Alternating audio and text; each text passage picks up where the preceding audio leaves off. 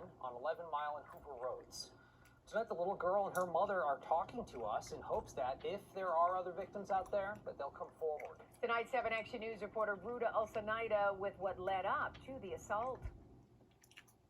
This story all around is just disturbing. That little girl and her family were at this Home Depot in Warren last Sunday getting things for a memorial for a family member of theirs. But all they left that store with is trauma.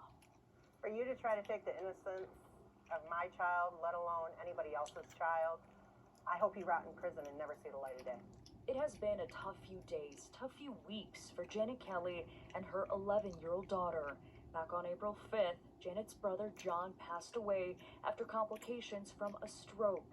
Janet went to this Home Depot in Warren on Hoover just days after he passed, wanting something to remember John by. We decided to go to Home Depot. We were going to get flowers to build like a memorial for John. Janet was there last Sunday afternoon with her 3 young daughters. And in the middle of shopping, her 2 eldest, both 11 and younger, buddied up to use the restroom. And you were right out. I was right outside the door, like literally. What the girls and Janet didn't know is that a man was inside the women's restroom waiting for someone to come in. I went to the door to check on him, and she came out and she was crying.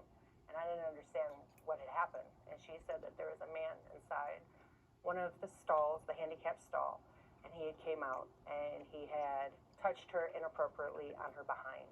The 11-year-old little girl says the man did not say a word, but did something disturbing after the assault. And when he exited out, he looked at me and smiled at me. The man ran out of the store, hopped a wall, and got away. But the Warren Police Department found him and took him into custody the very next day. 22-year-old Elijah Lawrence has been charged with multiple felonies. Typically, we do not show mugshots, but are in this case because police say he is a suspect in other Peeping Tom incidents in East Point, and there could be other children out there that he has inappropriately touched. And the nightmare for Janet and her daughter continues to this day, quite literally. But I'm still having nightmares with him because I don't like it.